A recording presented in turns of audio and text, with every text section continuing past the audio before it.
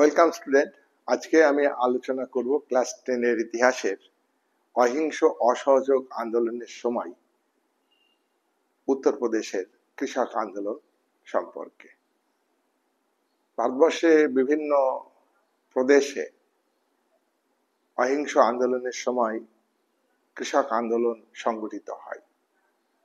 বাংলাতে কৃষক আন্দোলন হয়। বাংলার উপর আমি আলাদা ভিডিও দিয়েছি বাংলার কৃষক আন্দোলন সম্পর্কে। আজকের ভিডিও হচ্ছে ইউপি অর্থাৎ যুক্তপ্রদেশ, যেটা এখন উত্তরপ্রদেশ। এই প্রদেশের তখন প্রদেশ ছিল 1956 সাল থেকে ভারতে প্রদেশগুলিকে অঙ্গরাজ্যে পরিণত করা হয়েছে। তাই আমরা ইউপি বললে বর্তমান উত্তরপ্রদেশ, আর ইউপি বললে আগের ব্রিটিশ ভারতবর্ষে যুক্তপ্রদেশ হিসাবে আমরা ধরে নেব। যুক্তপ্রদেশে অসহযোগ আন্দোলনের সময় ব্যাপক কৃষক আন্দোলন দেখা দেয়। যুক্তপ্রদেশে বা উত্তরপ্রদেশে ভারতবর্ষে অহিংস অসহযোগ আন্দোলনের সময় সব থেকে সংগঠিত এবং জোরালো কৃষক আন্দোলন গড়ে উঠেছে। বাংলাতে কৃষক আন্দোলন গড়ে উঠেছে, বাংলার তুলনায় উত্তরপ্রদেশে আরো বেশি শক্তিশালী কৃষক আন্দোলন গড়ে উঠেছে।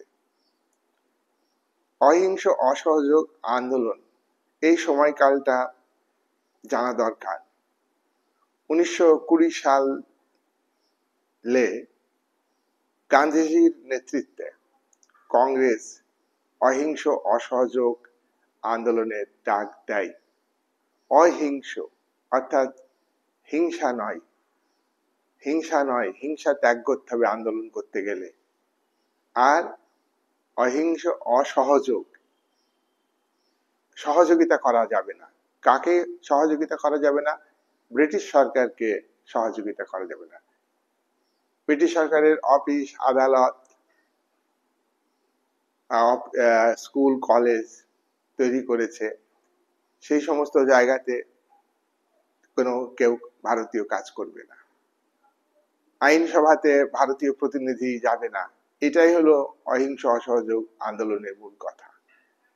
এই আন্দোলনের সময় উত্তরপ্রদেশে যে কৃষক আন্দোলন, সেটা নিয়েই আজকের ভিডিওর আলোচনা। উত্তরপ্রদেশের যে কৃষক আন্দোলন, সেই আন্দোলনের সঙ্গে মূলত রাজনৈতিক সম্পর্ক ছিল না, পলিটিক্যাল রিলেশন। কংগ্রেস একটা রাজনৈতিক মঞ্চ, একটা রাজনৈতিক দল। এই দল কিন্তু উত্তরপ্রদেশের কৃষক আন্দোলনের ডাক দেয়নি। উত্তরপ্রদেশে কৃষকদের বেগার খাটিয়ে নিত জমিদাররা। উত্তরপ্রদেশের জমিদাররা চাষি জমি চাষ করত, সেই জমি জোর করে দখল করে নিত। উত্তরপ্রদেশের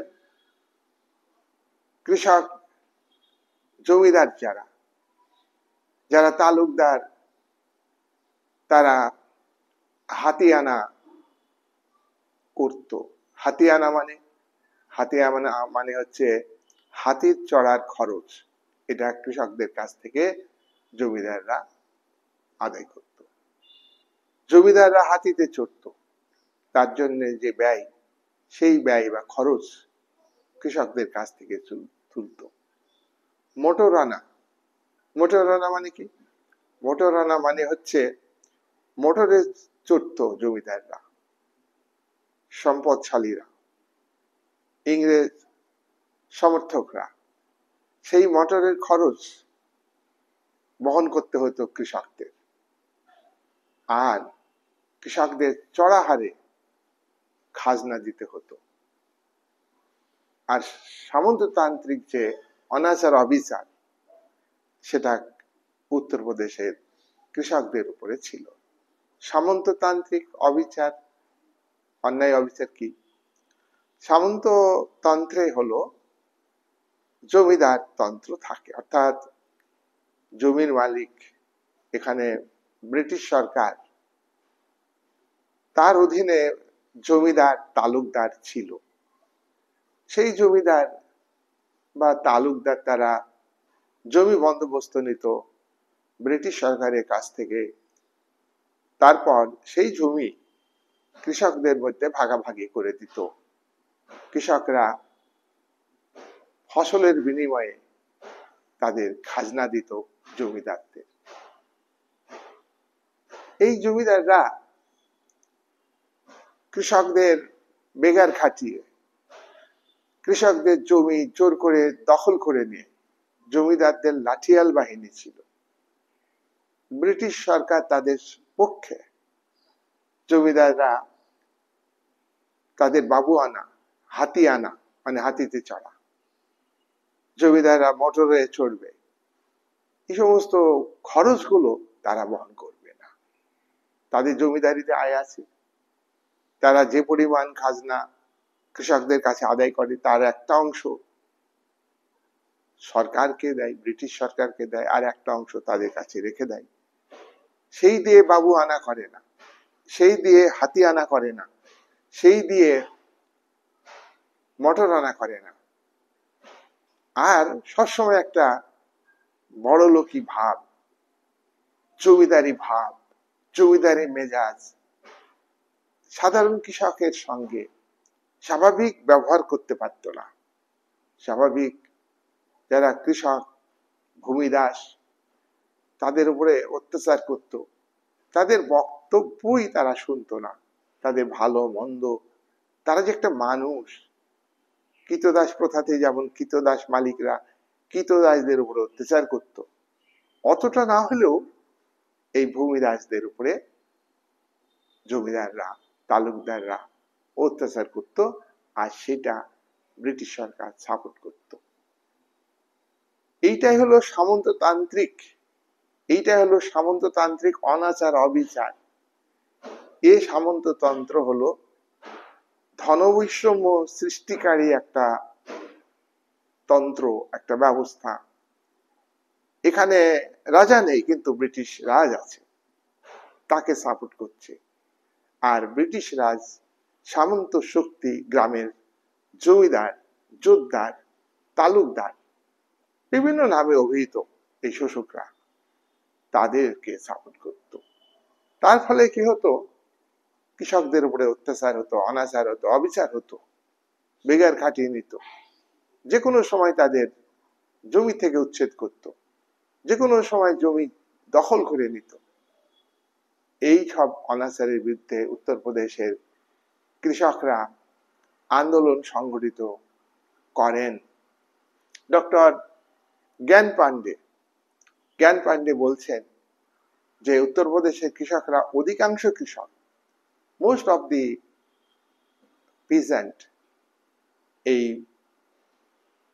মোস্ট অফ দি পিজেন্ট অর্থাৎ অধিকাংশ কৃষক, তারা স্বতঃস্ফূর্ত ভাবে আন্দোলনে সামিল হয়। কংগ্রেস তো ধনীদের পার্টি, কংগ্রেস তো সামন্তবাদকে সমর্থন করে, কংগ্রেস তো ভারতে ধনিক বণিক শ্রেণীকে সমর্থন করে। গান্ধীজিও ধনী বণিক, শিল্পপতি, তাদের সঙ্গে শ্রমিকরা বিবাদে যাক, শ্রমিকরা ন্যায্য মজুরি পাক, তার জন্য গান্ধীজির মন খারাপ করেনি, গান্ধীজি সমর্থন করেননি।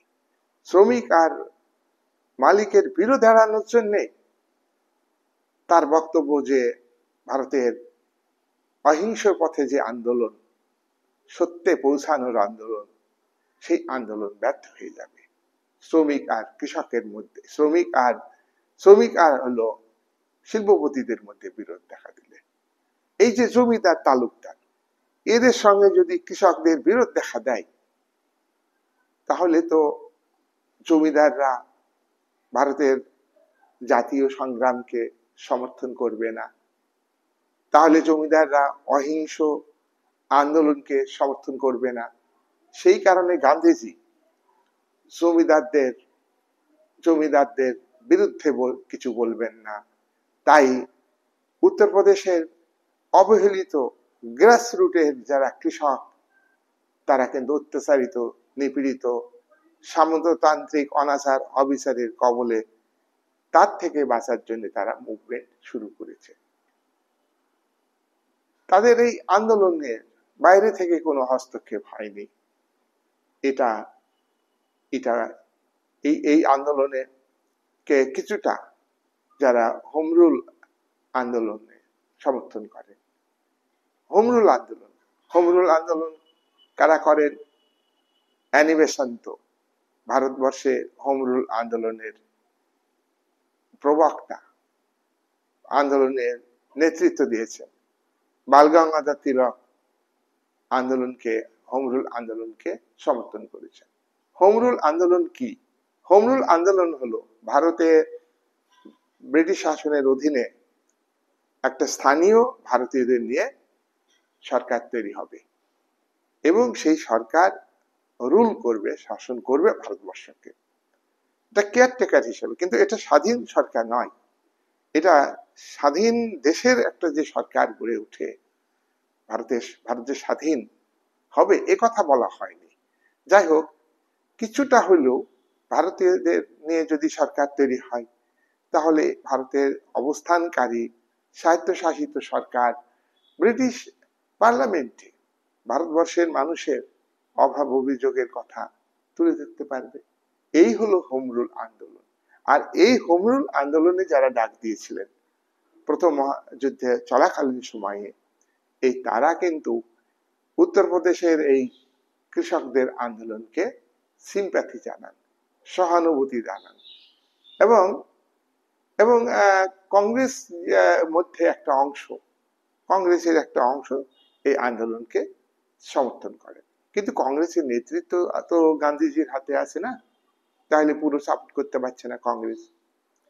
উত্তরপ্রদেশের বাবা রামচন্দ্র তিনি উত্তরপ্রদেশে কৃষক আন্দোলনের ডাক দেন বাবা রামচন্দ্র। কেন? কৃষকদের বেগার খাটিয়ে নেওয়া হতো। একে বলা হয় বেগার প্রথা।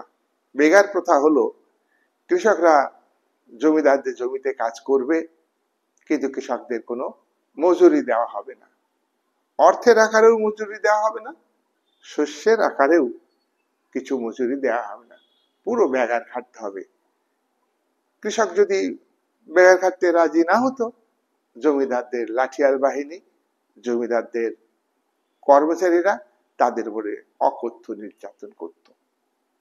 জমি বেদখল, বাবা রামচন্দ্র এই জমি বেদখলের বিরুদ্ধে কৃষক আন্দোলন সংগঠিত করেন।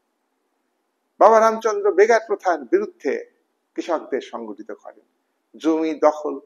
জমি বেদখল মানে কি? দখল ছাড়া কৃষকরা জমি চাষ করছে, জমিদারি বন্দোবস্ততেই তারা চুক্তি মতো জমি চাষ করছে, কিন্তু সেই জমি জমিদার কৃষককে চাষ করতে দিয়ে তারপরে আবার হঠাৎ করে কেড়ে নিত। ফসল বুনলো, ফসল কাটতে হবে, ঠিক তার আগে জমিদাররা দখল করে নিল। জমিদারদের কাছে লাঠিয়াল বাহিনী আছে, জোর জবত করে কৃষককে মারধর করে জমি দখল করে নিল। আর এখানে কৃষকরা যদি সুবিচার চাই, ব্রিটিশ সরকার তাতে কোনো কর্ণপাত করেনি, তারা বরং জমিদারদের সাপোর্ট করেছে। তাহলে জমি বেদখল করা যাবে না, বাবা রামচন্দ্রের বক্তব্য। জোর করে বাড়তি কর আদায় করত।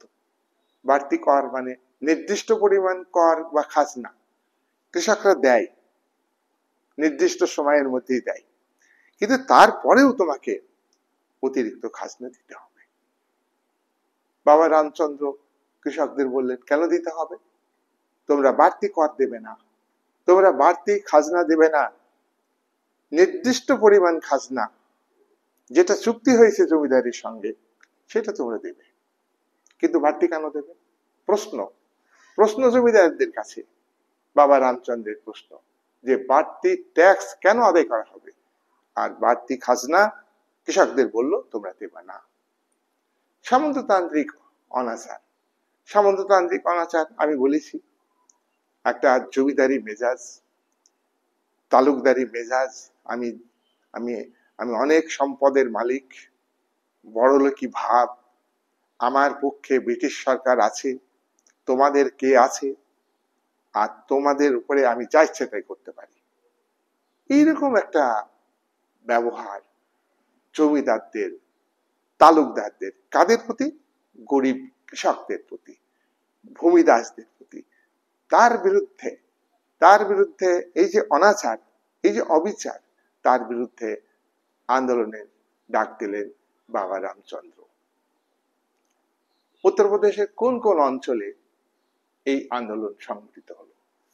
প্রতাপগড়ে, রায়বেরেলি, এলাহাবাদে, এই সমস্ত জেলাতে, প্রতাপগড় জেলা, রায়বেরেলি জেলা উত্তরপ্রদেশে, এই সমস্ত জায়গাতে বাবা রামচন্দ্র কৃষক আন্দোলন সংগঠিত করেন। বাবা রামচন্দ্রের আগে এই এলাকার কৃষকরা টুকটাক আন্দোলন করত, প্রতিবাদ করত জমিদারদের বিরুদ্ধে, প্রতিবাদ করত সরকারের বিরুদ্ধে। কিন্তু রামচন্দ্র আসার পরে তার তার সঠিক নেতৃত্ব, তার বলিষ্ঠ নেতৃত্ব আসার ফলে এই প্রতাপগড়ে, রায়বেরেলি জেলার কৃষকদের আন্দোলনে আরো বেশি গতি আসে। 1920 সাল, আমরা আগেই বলেছি, আমরা আজকের আলোচনা হচ্ছে আমাদের 1920 থেকে 1922। 1920 সালে বাবা রামচন্দ্র এলাহাবাদে গৌরীশঙ্কর মিশ্র এবং জওহরলাল নেহেরু সঙ্গে দেখা করেন। গৌরীচন্দ্র মিশ্র আর জওহরলাল নেহেরু। গৌরীচন্দ্র মিশ্র একজন কংগ্রেসের সমর্থক, কংগ্রেসের নেতৃস্থানীয়, আর জওহরলাল নেহেরু তো কংগ্রেস সমর্থক, তোমরা জানো। জওহরলাল নেহেরু তখন তো যুবক, তখন নেতৃত্বে আসেননি, কিন্তু জওহরলাল নেহেরু কংগ্রেসকে সমর্থন করেছেন। গান্ধীজির বয়স তখন অনেক বেশি, গান্ধীজির বয়স তখন অনেকটাই বেশি। তাই এই যে গৌরীশঙ্কর মিশ্র এবং জওহরলাল নেহেরু, এর সঙ্গে দেখা করলেন কে? বাবা রামচন্দ্র। নেহেরু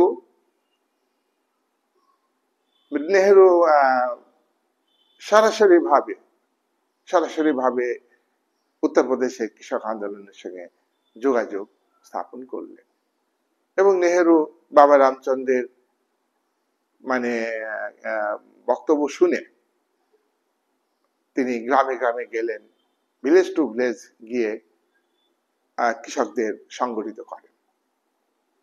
বাবা রামচন্দ্র যে আরেকটা বেশি অক্সিজেন পেয়ে গেলেন, তিনি গৌরীশঙ্কর মিশ্রের সাপোর্ট পেলেন, ইনিও একজন নেতা, জওহরলাল নেহেরু একজন নেতা।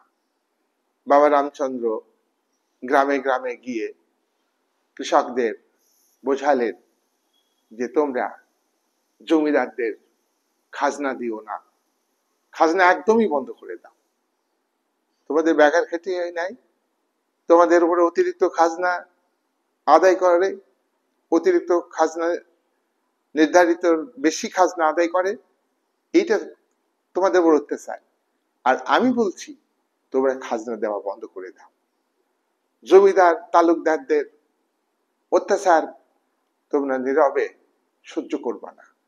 আমি আছি, আমরা আছি, জওহরলাল নেহেরু আছেন, আমি আছি, তোমরা তোমাদের পাশে, তোমরা জমিদারদের বিরুদ্ধে লড়াই শুরু করো, জমিদারদের অত্যাচারের বিরুদ্ধে সংগ্রাম শুরু করো, তাহলে দেখবে জমিদাররা ভয় পাবে। বাবা রামচন্দ্রের নেতৃত্বে উত্তরপ্রদেশের বিভিন্ন গ্রামে আন্দোলন সংগঠিত হলে জমিদাররা ভয় পেয়ে গেল। জমিদাররা ভয় পেয়ে গেল, দেখো কোনো অনাচার অবিচার যখন আকছার হতে থাকবে, আর শাসকরা, জমিদাররা সমাজের তখনকার সময়ে ব্রিটিশ সরকার, বিদেশি সরকার, আর তখনকার সময়ে ভারতীয় জমিদার, ভারতীয় তালুকদার, তারা ব্রিটিশ সরকারের অনুগত, ব্রিটিশ সরকারের দাবিদারি করে, ব্রিটিশ সরকারের কে তোয়াজ করে, তেল মারে, তাহলে তাদের বিরুদ্ধে তখনকার দিনে কৃষকদের আন্দোলন করতে হবে। বাবা রামচন্দ্র কৃষকদের বুঝিয়েছিলেন কোনো অধিকার, কোনো কোনো দাবি আপনা আপনি পূরণ হবে না, তার কারণ জমিদারের যে সামন্ততান্ত্রিক মনোভাব সেটা দূর হবে না। এইভাবে বাবা রামচন্দ্র 1920 সালে 14ই আগস্ট 32 জন অনুগামী নিয়ে তাদের আন্দোলনকে সংগঠিত করেন, এবং 32 জন নয়, অনেক অনুগামী। তার মধ্যে 14ই আগস্ট রামচন্দ্রকে পুলিশ আটক করে এবং তার 32 জন অনুগামীকে আটক করে। তাহলে রামচন্দ্র কৃষকদের মধ্যে ব্যাপক সাড়া জাগান, কৃষকদের সংগঠিত করেন। আন্দোলন যখন ব্যাপক আকার ধারণ করছে এবং পাশাপাশি শুধু সংগঠিত করা নয়, তার পাশাপাশি কৃষকদের যন্ত্রণা, ক্ষোভ থেকে তারা স্বতঃস্ফূর্তভাবে নিজের মন থেকে এই আন্দোলনে সামিল হয়েছে হাজার হাজারো কৃষক। তাই এই আন্দোলনে ভয় পেয়ে জমিদাররা সরকারকে দিয়ে, তালুকদাররা সরকারকে দিয়ে, সরকারের মাধ্যমে রামচন্দ্রকে 14ই আগস্ট 1920 সালে আটক করে তার 32 জন অনুগামীকে আটক করে। দেখো, আটক করতে গেলে কারণ দেখাতে হবে তো। আটক করার জন্য অবশ্য 1919 সালে যে রাওলাট আইন পাশ হয়েছে তাতে কিন্তু আটক করার জন্য কোনো কারণ জানাতে হবে না। তো স্বাভাবিক যে আইন, ব্রিটিশ সরকারের আইন ভারতে চলছে, মন্টেগু সেমসফোর্ড আইন 1919 সালে পাশ হয়েছে, এই ভারত শাসন আইনের মাধ্যমে তাদেরকে আটক করলো 33 জনকে, রামচন্দ্র প্লাস আরো তার 32 অনুগামীকে চুরির দায়ে আটক করা হলো। এতে কি হলো? কৃষকরা ভাবতেই পারে না যে রামচন্দ্র এবং তার অনুগামীরা চুরি করতে পারে। ক্ষিপ্ত হয়ে গেল জনতা, কৃষকরা ক্ষিপ্ত হয়ে ভয়ঙ্কর পরিস্থিতির সৃষ্টি করে। তোমরা একথা জানো, আজও যতই শহরের উত্থান হোক, আধুনিক সভ্যতার উত্থান হোক, ভারতে বেশিরভাগই গ্রাম, আর সেই সময়ে তো গ্রামই প্রায়, শহর তেমন ভাবে গড়ে ওঠেনি। তাহলে সেই গ্রামের মানুষ, কৃষকরা, তারা ক্ষুব্ধ হয়ে স্বতঃস্ফূর্তভাবে আন্দোলন শুরু করে। এতে পরিস্থিতি ভয়ঙ্কর রূপ ধারণ করে। সেই সময়ের দাঁড়িয়ে 45,000 রামচন্দ্রের ভক্ত, 45,000 গরিব কৃষক, তারা কিন্তু রামচন্দ্রকে আটক করে যখন জেলে রাখে এবং তার অনুগামী 32 জনকে জেলে রাখে, জেল ঘেরাও করে 45,000 কৃষক, দরিদ্র কৃষক জেলখানা ঘেরাও করে। শেষ পর্যন্ত বুঝিয়ে সুঝিয়ে আন্দোলনকারীদের, কৃষকদের সরকারি কর্তৃপক্ষ, জেল কর্তৃপক্ষ এই আন্দোলন থেকে তাদের বিরত করে এবং রামচন্দ্রকে মুক্তি দিতে বাধ্য হয়। ব্রিটিশ সরকার 1920 সালে 14ই অক্টোবর জওহরলাল নেহরুর প্রভাবে আবার 1920 সালে 14ই অক্টোবর, আগেরটা হলো কি 14ই আগস্ট, আর পরবর্তীকালে 14ই অক্টোবর, আগস্ট, সেপ্টেম্বর, অক্টোবর, 2 মাস পরে জওহরলাল নেহরু, রামচন্দ্র মুক্তি পেয়েছেন। জওহরলাল নেহরুর প্রভাবে বাবা রামচন্দ্র আবারও প্রতাপগড়ে আন্দোলনের ডাক দিলেন। প্রতাপগড়ে অযোধ্যা কিষাণ সভা প্রতিষ্ঠা করেন। এটা কৃষকদের আন্দোলনকে সংগঠিত করবার জন্য। কৃষক আন্দোলন সংগঠিত করবার জন্য সংগঠন দরকার। এই হিসাবে তোমার এই অযোধ্যা কিষাণ সভা বাবা রামচন্দ্র সংগঠিত করেন। এখানে কার প্রভাবে, কার সহযোগিতায়? জওহরলাল নেহরুর সহযোগিতায়।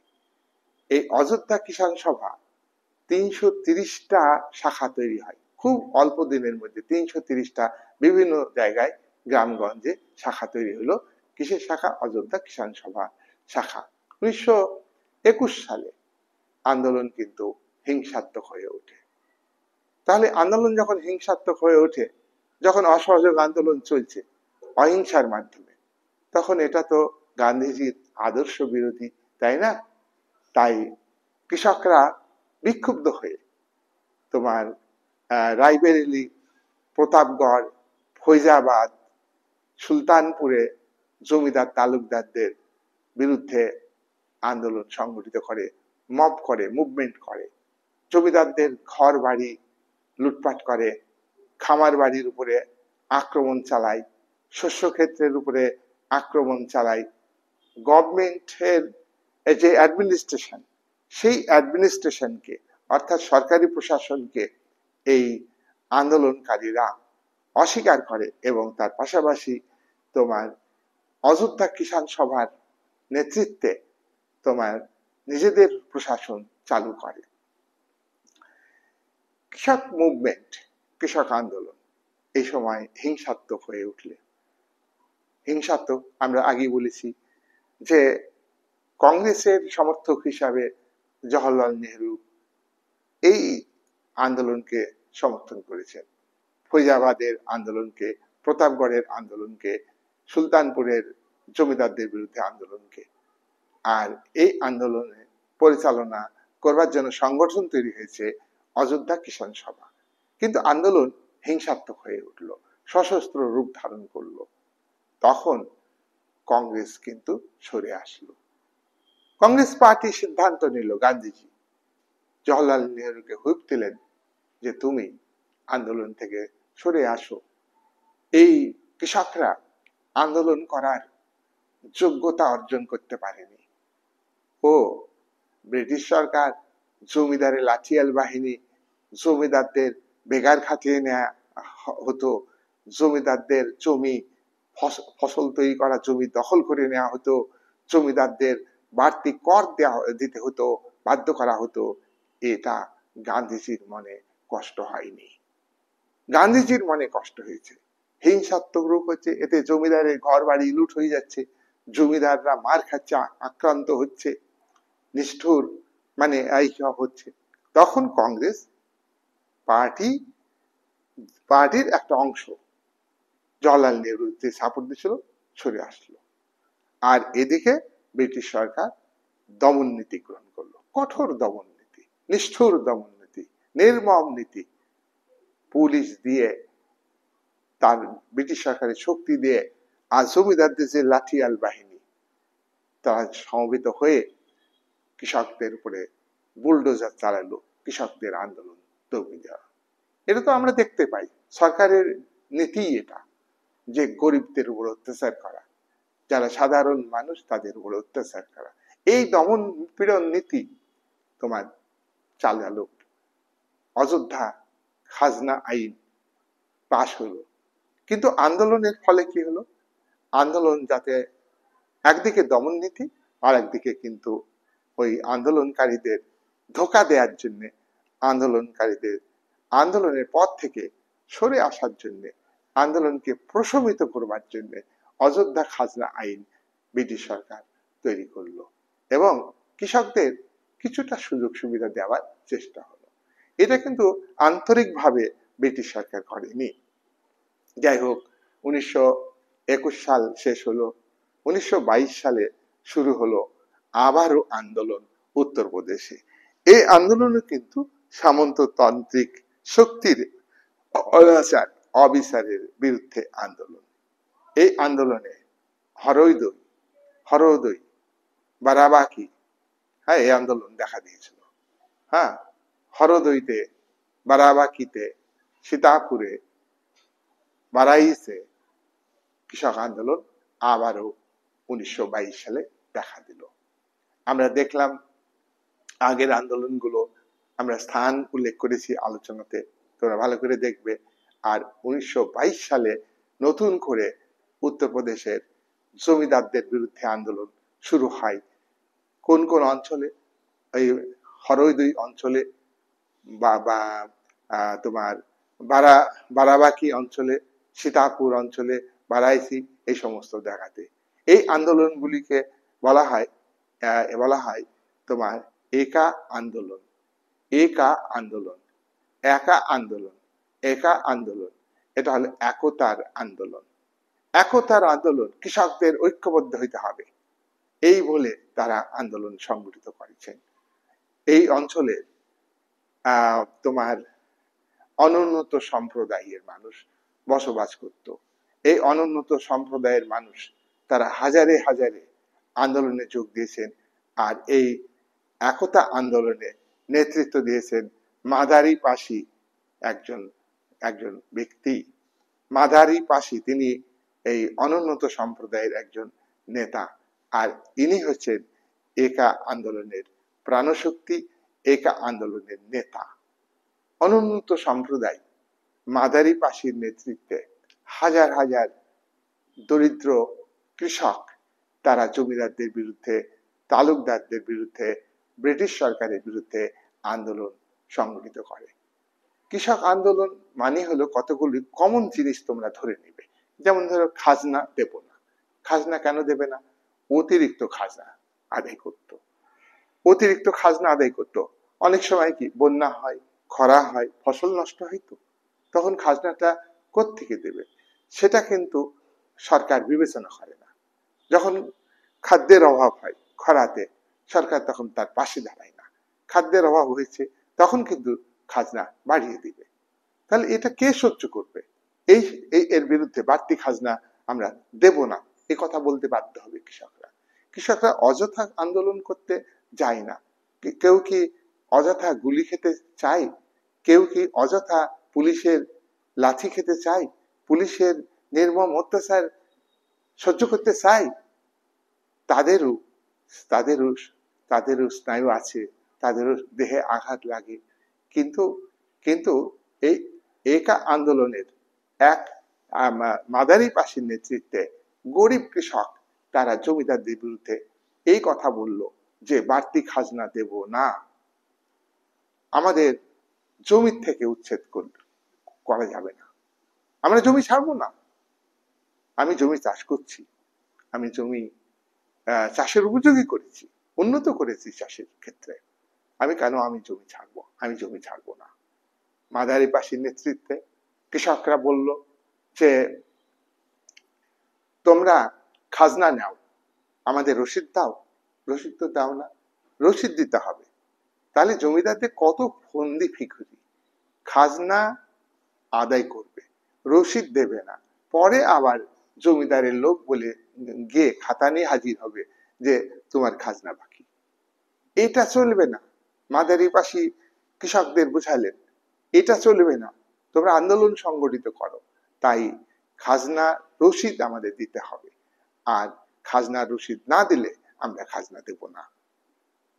আমরা ফসলে খাজনা দেব, আমরা ফসলে খাজনা দিই, ফসলে খাজনা দিই, কিন্তু নগদে খাজনা তোমরা নেও না।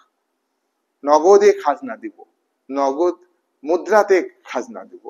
ফসলে যদি খাজনা দিই, সেখানে তোমরা কারচুপি করো। ফসল যত ওজনের দেওয়ার কথা, তার থেকে তুমি বেশি ওজনের বাটখারা ব্যবহার করে আমাদেরকে ঠকাচ্ছ, শোষণ করছো, এইটা চলবে না।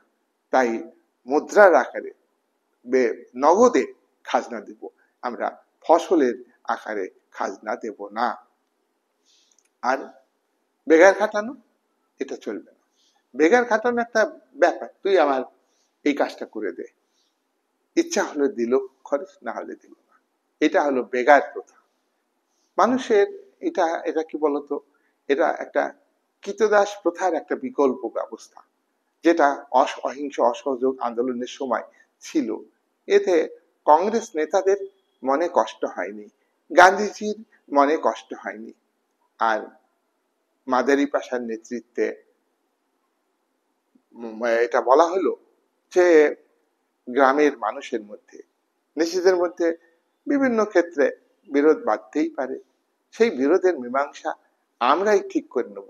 এটাকে বলা হয় পঞ্চায়েত, এটাকে বলা হয় ন্যায় পঞ্চায়েত আর কি।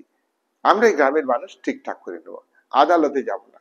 আদালতে গেলে তো সুবিচার পাবে না, যে বাদী পক্ষ আদালতে যাবে সুবিচার পাবে না, আবার বিবাদী পক্ষ সেও কিন্তু যে অপরাধ করেছে তার থেকে বেশি শাস্তি পাবে। তার কারণ হচ্ছে বিচার ব্যবস্থা অর্থের দ্বারা, করাপশনের মধ্যে দিয়ে চলতো, এবং বিচার ব্যবস্থার সঙ্গে যারা যুক্ত তারা কিন্তু অন্যায়ের পক্ষে। আর যারা যারা যারা কি বলবো, ব্রিটিশ সরকারের তল্পি বাহক, যারা সরকারের পক্ষে, তারা কিন্তু সঠিক তথ্য তুলে ধরতো না। তাই ল্যান্ডলর্ড অর্থাৎ জমিদার, জমির মালিক, সরি জমির মালিক বললে ভুল হবে, সামন্ত প্রভু, জমিদার, জোতদার, তালুকদার, হ্যাঁ, এদের এদের এদের হাতে প্রচুর জমি আছে, জমি সংরক্ষিত আছে, জমি দেখাশোনা করে। এ মাটা আমার, ও মাটা আমার, এ জঙ্গলটা আমার, হাজার হাজার মাইল জঙ্গল, হাজার হাজার মাইল জঙ্গল সংরক্ষিত। কাদের জন্য? জমিদারদের জন্য। সেই জঙ্গল কাটবে, গাছ বিক্রি করবে, জঙ্গলে ফল পাড়বে, সবকিছু তারা করবে। এইবার এইবার এই মাদারি পাশার নেতৃত্বে অন্যান্য সম্প্রদায় তারা জঙ্গল এলাকাতেই বসবাস করে। তখন তারা তারা তারা কিন্তু আন্দোলনে ডাক দিয়েছে, যে মাদারি পাশার নেতৃত্বে তোমার মানে আন্দোলন, অর্থাৎ সামাজিক দস্যু। অর্থাৎ কি বলতো, মানুষের খুব অভাব হলে তখন কোনো উপায় না থাকে, তখন কিন্তু তারা দস্যুপনা করে, জোর করে খাবার ছিনিয়ে নেয়, জোর করে অর্থ ছিনিয়ে নেয়, ইত্যাদি ইত্যাদি কাজগুলো করে। একে বলা হয় সামাজিক দস্যু। এই সামাজিক দস্যুর উদ্ভব হয়েছিল, তার কারণ এটা আপাত দৃষ্টিতে মনে হবে যে সামাজিক দস্যুদের এটা দায়ী, তার অন্যায় করছে, কিন্তু এর এর পরোক্ষ এটা জমিদারদের দুর্নীতি, জমিদারদের অত্যাচার, জমিদারদের শোষণ, এবং তার সঙ্গে সঙ্গে তালুকদারদের শোষণ, অত্যাচার, এবং সরকারের দৃষ্টিভঙ্গির অভাব, এবং সরকার অন্যায় করছে। এর নেতৃত্বে মাদারি পাশি আন্দোলন সংগঠিত করেন এই এলাকাতে। শেষ পর্যন্ত এই আন্দোলনকে দমানোর জন্য কঠোর হাতে পদক্ষেপ গ্রহণ করে ব্রিটিশ সরকার, এবং মাদারি পাশাকে আটক করে। যাই হোক, এইভাবে উত্তরপ্রদেশে আমরা যে আন্দোলন, আমরা অহিংস অসহযোগ আন্দোলনের আগে উত্তরপ্রদেশে আন্দোলন হয়েছে, কৃষক আন্দোলন, সেটা আজকের ভিডিওর আমার আলোচনার বিষয় না। এটা বারবার বলছি, আমাদের ওই 2 বছরে যে উত্তরপ্রদেশে কৃষক আন্দোলন, সেটাই আমি আমি আলোচনা করলাম। আচ্ছা, আরেকটা কথা, উত্তরপ্রদেশের আরেকটা আন্দোলন খুব গুরুত্বপূর্ণ, যেটা হলো আমাদের জানতেই হবে, সেটা হলো উত্তরপ্রদেশের গোরক্ষপুর জেলায় চৌরিচৌরা গ্রামে একটি ঘটনা ঘটে। ঘটনাটা কি? অহিংস অসহযোগ আন্দোলন চলছে, এর মধ্যেই চৌরিচৌরা গ্রামে ওই এলাকাতে একজন ব্যক্তি আহির, তিনি সমাজসেবী, কৃষকদের উপকার করেন, মানুষের পাশে দাঁড়ান, ন্যায় অন্যায় মানুষকে বোঝান। সেই আহিরকে তোমার চৌরিচৌরার গ্রামের যে থানা, সেই থানার পুলিশ তাকে গিয়ে মারধর করে, এমনই মারধর করে তাকে একদম পঙ্গু করে দিয়েছিল। তো আহিরের গ্রামের মানুষ এবং কয়েকটা গ্রামের মানুষ, তখনকার দিনে প্রায় 5,000 মতো কৃষক, তারা কিন্তু থানা ঘেরাও করে। থানা ঘেরাও করে কেন? যে যে অফিসার আহিরকে মেরেছে, যারা আমাদের কাছে ভগবান, আমাদের কাছে দেবতা, আমাদের কাছে আল্লাহ, সেই তাকে কেন মারা হলো, তার জবাব দিতে হবে। তাই আন্দোলনকারীরা স্মারকলিপি থানায় জমা দিয়েছে, এবং ওখানে সভা করে যে যে যে পুলিশ আহিরকে মেরেছে বা যারা মেরেছে পুলিশের মধ্যে, তাদের শাস্তি দাবি করেছিল। এইটাই হলো কৃষকদের অন্যায়। তারপরে তারা মিটিং শেষ করে বাড়ি ফিরছে, সেই সময় পিছন দিক থেকে ওই থানার পুলিশ আক্রমণ চালায়, পিছন দিক থেকে লাঠিচার্জ করে, এবং এবং আন্দোলনকারী কৃষকরা তারা তারা ক্ষিপ্ত হয়ে যায়, উত্তেজিত হয়ে যায়। সামনে যা কিছু পেয়েছে, সামনে লাঠি, বাঁশ, গাছের ডাল, ইট, মানে ঢেল, মাটির ঢেল, চাঙড়, এইগুলো নিয়ে পুলিশকে আক্রমণ করে। কোথায় 22 জন পুলিশ ছিল থানাতে, আর এখানে 5,000 জন কৃষক তাদের উত্তেজিত যে আন্দোলন আন্দোলন যে আন্দোলন সশস্ত্র রূপ ধারণ করেছে, সেই আন্দোলনকে মোকাবেলা করবার মতো শক্তি পুলিশ ছিল না, পুলিশ ব্যর্থ হয়েছে। এই 22 জন পুলিশ থানার ঘরের মধ্যে এসে লুকিয়ে পড়ে। তখন আন্দোলনকারীরা কেরোসিন নিয়ে আসে বা বিভিন্ন দিক থেকে আগুন ধরিয়ে দেয় থানাতে। থানাতে আগুন ধরিয়ে দিলে তারা বদ্ধ ঘরে তারা 22 জন পুলিশ মারা যায়। গান্ধীজি এই যে পয়েন্টটাকে কেন্দ্র করে গান্ধীজি অহিংস অসহযোগ আন্দোলন প্রত্যাহার করে নিলেন। গান্ধীজির আন্দোলন হলো অহিংসার পথে, কোনো সময়ই হিংসা করা যাবে না। ব্রিটিশ সরকারের পুলিশ যতই মারুক তোমাকে, তুমি তুমি কিন্তু থানা জ্বালিয়ে দিতে পারো না, তুমি তুমি 22 জনকে মেরে দিতে পারো না। মারার আমার উদ্দেশ্য নয়, আমার দাবি আদায় করাই হলো আমার উদ্দেশ্য। দাবি আদায় হলেই আমি সত্যে পৌঁছে যাব, এটাই হলো সত্যাগ্রহ আর অহিংসার পথ। ব্রিটিশ সরকার যে অহিংসার পথ গ্রহণ করেছে, অহিংসাটা খারাপ, কিন্তু ব্রিটিশ সরকার খারাপ না। পাপ কাজটা খারাপ, পাপই খারাপ না। গান্ধী ইন দ্যাট সেন্স গান্ধীজির বক্তব্য তার আন্দোলন প্রত্যাহার করে নিল। এই আন্দোলন প্রত্যাহার করে নিলে যারা প্রগতিপন্থী কংগ্রেসে, যেমন তোমার চিত্তরঞ্জন দাস, মতিলাল নেহেরু, সুভাষচন্দ্র বসু, জওয়াহরলাল নেহেরু, এরা কিন্তু গান্ধীজি সমালোচনা করেন। যাই হোক, আজকের ইউপির অর্থাৎ উত্তরপ্রদেশের কৃষক আন্দোলন ভেরি ভেরি ইম্পর্টেন্ট আলোচনা। তোমরা ভিডিও ভালো করে দেখবে, এই বলে আজকে আর আলোচনা বাড়াচ্ছি না। তোমরা ভিডিও চালিয়ে পয়েন্ট আউট করবে। আশা করি আজকের ভিডিও তোমাদের কাছে খুব ভালো হবে। তোমরা ভিডিও আরো বেশি করে দেখো, তোমরা ভালো থেকো এবং তোমরা ভালোভাবে পড়াশোনা করছো, আরো ভালো করে পড়াশোনা করবে। এই বলে আজকের আলোচনা আমি এখানেই শেষ করলাম।